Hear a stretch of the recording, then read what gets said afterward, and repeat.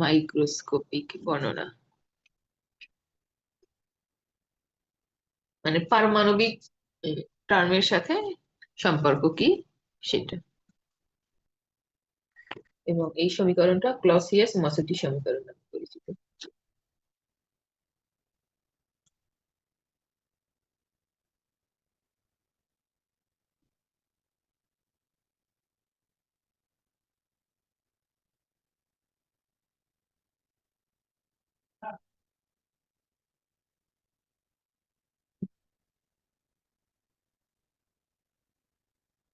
তো একটা পরমাণু যখন ইলেকট্রিক ফিল্ডে রাখা হয় তখন সেটা দ্বিপোল হয়ে যায়। আর কতটুকু দ্বিপোল হলো সেটা পরিমাপ করা হয় তার দ্বিপোল মোমেন্ট দ্বারা। তাহলে পরমাণুর দ্বিপোল মোমেন্টের পরিমাণটা নির্ভর করে কি পরিমাণ ফিল্ড অ্যাপ্লাই করা হলো তার উপর।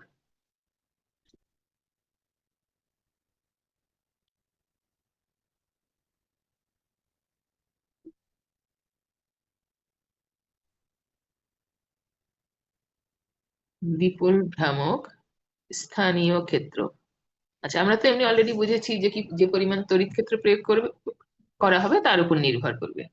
এখন ডাইলেকট্রিক ম্যাটেরিয়ালে তড়িৎ ক্ষেত্র প্রয়োগ করলেও ভিতরে আরো অনেক ধরনের ক্ষেত্র তৈরি হয়। সেগুলোর নেট ক্ষেত্রটাকে বলা হয় স্থানীয় ক্ষেত্র।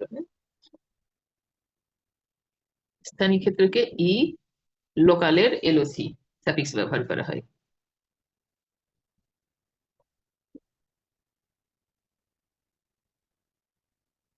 তাহলে যদি গাণিতিক ভাবে লিখি তাহলে দ্বিপোল moment proportional to E local. P ইকুয়ালটাকে সমানুপাতিক ধ্রুবক সেটা আলফা ই লোকাল। এখানে আলফা সমানুপাতিক ধ্রুবক কিন্তু এর নাম হচ্ছে পোলারাইজেবিলিটি।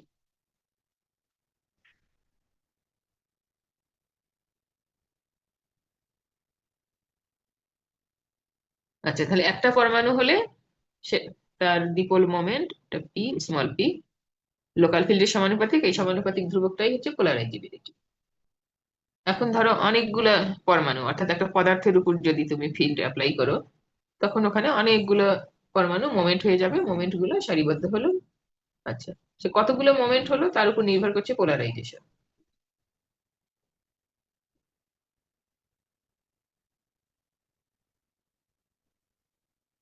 ক্রিস্টালে আমরা ধরে নিচ্ছি এন প্রকারের পরমাণু থাকে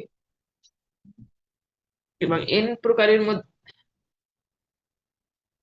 এন প্রকার এর কমনটাকে আমরা আই দিয়ে লিখি। হ্যাঁ, পরে এক্সপ্লেইন করছি। ক্রিস্টালে যদি এন প্রকারের পরমাণু থাকে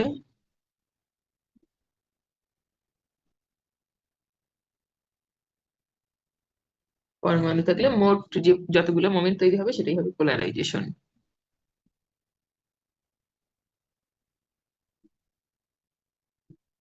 পোলারাইজেশন পি হবে সবগুলা মোমেন্টের সমষ্টি। আচ্ছা, আই ওয়ান থেকে আমরা এন দিলাম, n i alpha i equal. আচ্ছা, ধরো এন প্রকারের বলা হয়েছে, মানে ধরো প্রথম প্রকার দ্বিতীয় প্রকার আই প্রকার এভাবে এন প্রকারের পরমাণু আছে। তা যে কোনো একটা প্রকারকে আমরা আই প্রকার বলছি, তাহলে আই প্রকারের পরমাণুর সংখ্যা স্মল এন আই। আর আই প্রকারের যে পরমাণু তাদের পোলারাইজেবিলিটি হচ্ছে আলফা আই। এখন এই আই এর উপর যদি তুমি সামেশন করো তাহলে প্রথম প্রকার দ্বিতীয় প্রকার আই প্রকার এন প্রকার সব প্রকারের জন্য মোমেন্ট মোট মোমেন্ট পাবা, সেটাই হচ্ছে পোলারাইজেশন।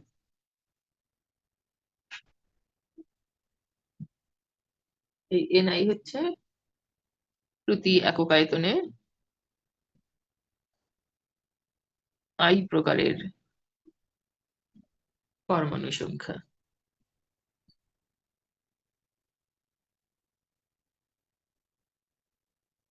যাদের পোলারাইজেবিলিটি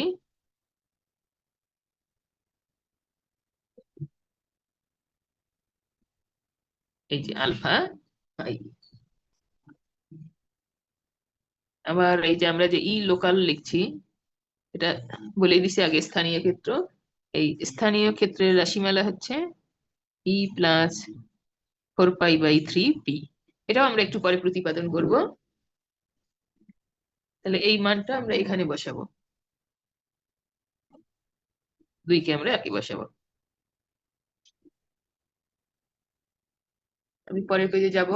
আছো, আখি, আশরাফুল, পিঙ্কি, সাইদ, তারেক, দিবা,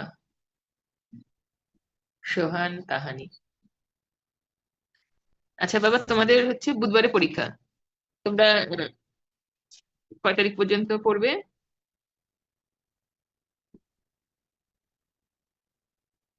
ম্যাম, পরীক্ষার আগে 2 দিন বন্ধ থাকলেই তো ভালো হয়, প্রত্যেকটা পরীক্ষার আগে। তোমাদের যেভাবে সুবিধা হয়, কারণ প্রথম না, এটা পরীক্ষার আমার ব্যক্তিগত মতামত। হ্যাঁ, সবার প্রথম পরীক্ষাটা মতামতটা। প্রিপারেশন ভালো থাকতে হবে। তোমাদের বুধবারে পরীক্ষা, তাই না? আমি চাচ্ছিলাম রবিবার পর্যন্ত লাস্ট, ওরা কি চায় সেটা ওদের ব্যাপার, সবাই যেটা বলবে সেটাই। জি ম্যাম, রবিবার পর্যন্ত লাস্ট ক্লাস হলে ভালো হয়। হ্যাঁ, ওটাই করো, 2টা দিন শুধু স্ট্যাটিস্টিক্যাল মেকানিক্স এই সময় দাও তোমরা। তাহলে কালকে কালকে পরে আমরা করছি, কালকে পড়লেই আমাদের মোটামুটি সলিড স্টেট ফিজিক্স এর আমাদের, তোমরা পরীক্ষার জন্য যা করবা আমি মনে করি ততখানি করা হয়ে যাবে। মানে ডাইইলেকট্রিকেরও ইম্পর্টেন্ট প্রশ্ন হ্যাঁ গুলো আজ আর কাল আমি করিয়ে দিব। ম্যাগনেটিজমটা একটু কঠিন, পড়া কঠিন, কিন্তু দেখা যায় যে স্টুডেন্টরা বেশিরভাগ সময় ম্যাগনেটিজমটা বাদই দেয়। ওই জন্য ওটা শেষে রাখতেছি। জি বাবা, বলো ম্যাম দেখি। আমাদের ম্যাম আমাদের রুটিন পরিবর্তন সংক্রান্ত কোনো তথ্য আছে আপাতত? হ্যাঁ, শেষ খবর পাওয়া পর্যন্ত রুটিন পরিবর্তন হবে না, আগের রুটিনই বহাল থাকবে। শুক্রিয়া আদায় করো। 2 দিন পর পর এই কাহিনী সেই কাহিনী।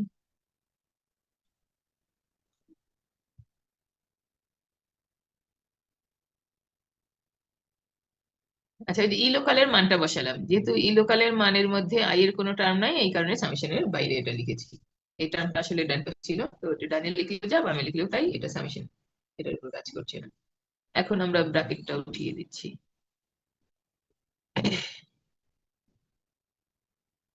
N i alpha I,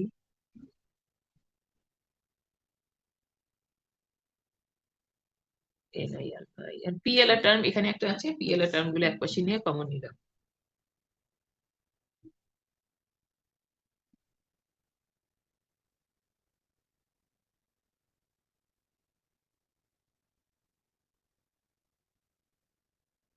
P by ই এক পাশে, অন্য টার্ম গুলো আরেক পাশে নিচ্ছি। সামেশন ওভার আই, আই এর মান 1 থেকে এন, ওটাও লিখে দিবা।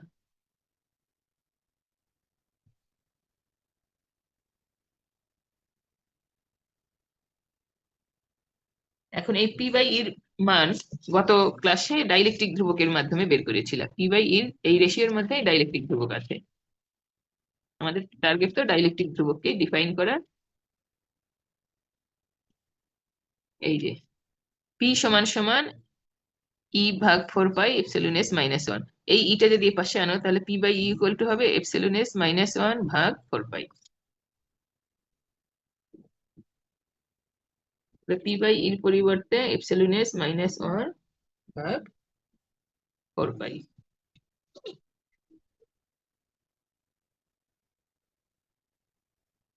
নিচে আমি summation n i alpha i common নিচ্ছি। তাহলে এখানে 1 বাই,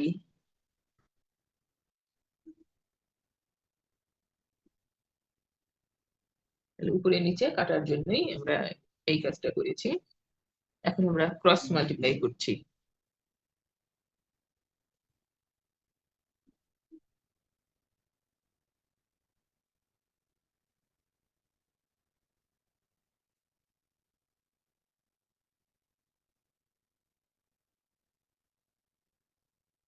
আচ্ছা, এটা এটা তো আমাদের কেটে গেছিল, এটা দিয়ে এটা আর এটা দিলে 4 পাই থাকছে, আর কিছু থাকছে না। এটা দিয়ে একে একবার গুণ করলাম, আর এটা দিয়ে একে একবার গুণ করছি। তাহলে 4 pi by 3 epsilon S minus minus, আর এই মাইনাসে plus 4 pi by 3 equal to 4 pi. এই সব 4 পাই এর টার্ম গুলো ডানে নিচ্ছি।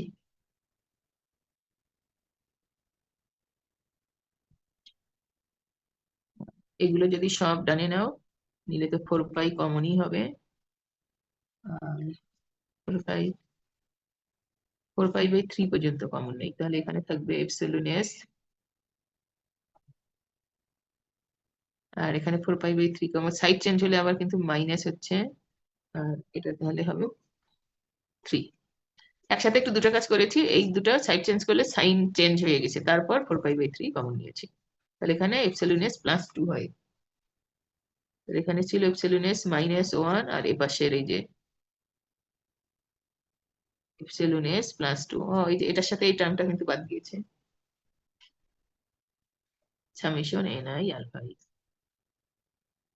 4 pi by 3 summation n i alpha i এর মান 1 থেকে ক্যাপিটাল এ। এই সমীকরণটাই ক্লসিয়াস-মসেটি সমীকরণ। তাহলে এটা কি ডাইইলেকট্রিক ধ্রুবকের সাথে এই যে পোলারাইজিবিলিটির সম্পর্ক, এই সমীকরণে আছে ডাইইলেকট্রিক ধ্রুবক আর পোলারাইজিবিলিটি। পোলারাইজিবিলিটি এটা পরমাণুর এবং পরমাণুর সাথে যে ইলেকট্রন এর ডিসপ্লেসমেন্টের উপর নির্ভরশীল, অর্থাৎ পারমাণবিক টার্ম। তাহলে খুবই ক্ষুদ্র পারমাণবিক পরমাণুর সাথে সংশ্লিষ্ট টার্মের সাথে সম্পর্ক নির্ণয় করা হয়েছে ডাইইলেকট্রিক ধ্রুবকের, এই জন্য এটা মাইক্রোস্কোপিক বর্ণনা। আর গত ক্লাসে আমরা যেটা করেছিলাম সেটা তড়িৎক্ষেত্র আর পোলারাইজেশনের সাথে সম্পর্ক, এগুলো হোল পদার্থটার ধর্ম, এই জন্য ওটা ছিল ম্যাক্রোস্কোপিক বর্ণনা।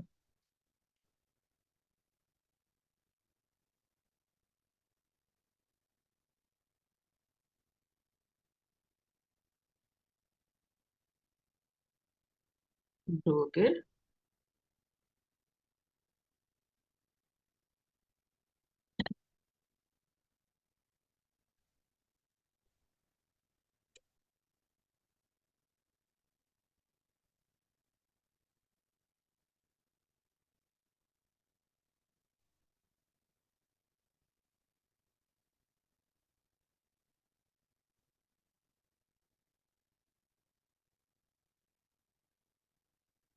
আচ্ছা, এই সম্পর্কটা আমরা নির্ণয় করেছি যে বিভিন্ন প্রকারের পরমাণু আছে, আই প্রকারের পরমাণুর ঘনত্ব হচ্ছে ni আর পোলারাইজিবিলিটি আলফা i, এবং সব মিলিয়ে এন প্রকারের ক্যাপিটাল এন প্রকারের পরমাণু বিদ্যমান থাকলে তখন স্ট্যাটিক ডাইইলেকট্রিক ধ্রুবকের সাথে পোলারাইজিবিলিটির সম্পর্ক এটা। এখন যদি এরকম বিভিন্ন ধরনের পরমাণু না থেকে একই ধরনের পরমাণু থাকে, তখন এই সমীকরণটা কি হবে সেটাও আমরা একটু লিখি। শুধু ক্লসিয়াস-মসেটি দিলে এই পর্যন্ত লিখলে হয়ে যাবে, কিন্তু তোমাকে যদি বলে দেয় যে বিভিন্ন প্রকারের পরমাণুর ক্ষেত্রে অথবা একই প্রকারের পরমাণুর ক্ষেত্রে